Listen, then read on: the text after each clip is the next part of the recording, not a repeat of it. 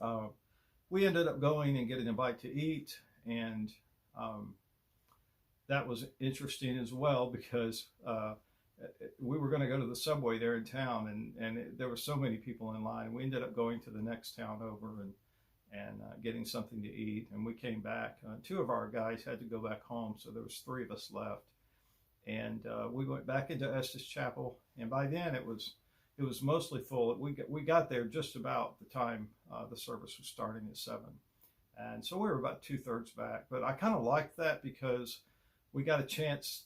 From there, I got a chance to see more people in front of me and to the side of me, and I saw a lot of young children there, mothers with babies, with young children, older children. There were some teenagers in there, and there's some gray-headed folks like me. It was all ages as well. So, and the night service on Monday was a little different. There was plenty of worship. We were there until about 10 o'clock, so about 3 hours. And I know it went on much longer than that. They basically said they were going to they were going to stop at 10, take a little break, and come back. And we didn't stay after that. But I know that they were going to be there until I think about 1 a.m. But there were a couple of messages that evening. Both of them were tremendous. I would love it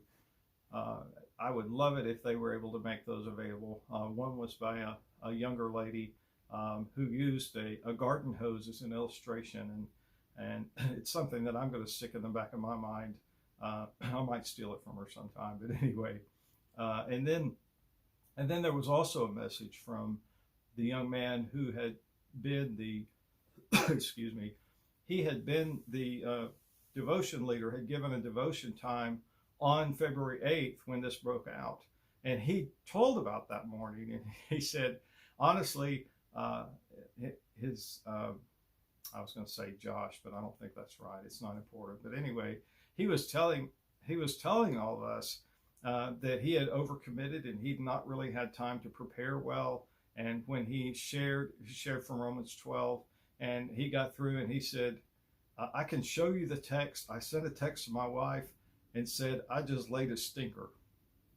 And so, then history was made after that. But he had a beautiful, wonderful message, and was very impactful. So some of the things that might be said about this revival that just simply aren't true, that it's not based on the Bible. There's just a lot of things that aren't true about it. I felt it to be incredibly balanced. I felt it to be authentic and real and beautiful, something that God was doing. And as somebody who has been a student of revival for the last several years, it was such a privilege to me to get to be there on campus and to actually see with my own eyes what I've been studying about and reading about. I've even preached about it a few times, but to actually be there, I can't put into words what it means to actually have stepped into that. But I may make another video about this, about what we do from here, but I'd just like to make a few comments. What we saw at Asbury was so wonderful and so beautiful, as I've said. But one of the men who was speaking, sharing briefly, they had some times of brief sharing on Monday afternoon, and he stated that this actually ought to be normal. And I thought, that is so true. It's so sad to me that this is not the way that the church operates normally. Now, I know we can't have 200-hour revival, going on like that, but this freedom, it's available. It's always been available to us. We've just not partaken of it, and so that's just one thing I wanted to say. And you can have this revival. I don't know who's watching this, but this is not just because you didn't get to go to Asbury doesn't mean that you can't have it. You can have it at the local church wherever you are. God is just looking for hungry hearts. He's looking for people who will give everything to him, and not hold back. I had an experience in 2015 where I had been a deacon for many years and had been in church for all my life, and yet I had an encounter with God that changed me when He just spoke to me and He said, why are you spending money on what is not bread? And basically He was saying, why are you pouring yourself into things that don't make any difference? And that is so true today. We pour ourselves into things that don't make a dime's worth of difference when we could be pouring ourselves into the things of God. So I would just encourage you to make your own revival, if you will. I know that we can't make a revival, but we can seek it with all our heart. And He said, if you seek me with all your heart, you will find me. I mean, He dared us to do this.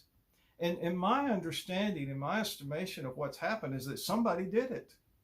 Somebody put God on the spot on February 8th. And there was a unity among this group of young people who were able to bring faith into sight. And I want to just make say one more thing here. I was reading in the book of Numbers. We've been going through the Bible, some of us on New Version and going with a plan. And we got through the book of Numbers, and it's not the easiest book to read. There's some sections that honestly are a little boring, even for people that are kind of Bible nerds like me.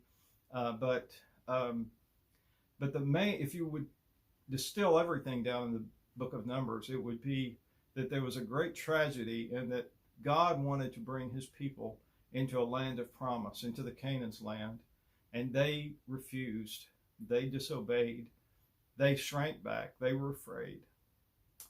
And He sent them back out into the wilderness to wander until they all died, until a new generation came up that would bring faith into sight and would walk across Canaan.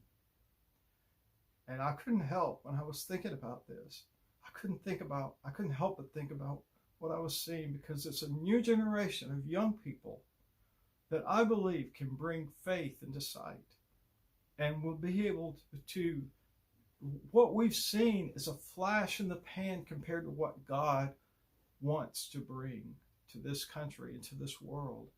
I believe in a worldwide revival that is coming very soon, and this may be the little end of the biggest thing we've ever seen. I believe what God wants to pour out, this is a drop compared to what He wants to give. And it's going to be young people, teens and young and early 20s and mid 20s that are going to be bringing this out. And some of us old people, we want to be there to cheer them on and encourage them and to guide them in purposeful and helpful ways if we can. But this is an exciting time. Let's not lose this moment. Let's not be like that generation that dropped dead in the wilderness because they were afraid of what they didn't know and they didn't understand. Let's be like that generation that walked across the Jordan and took Jericho by storm. We can do it. And I'm really thankful. If you stayed with me through this, I appreciate you watching. God bless.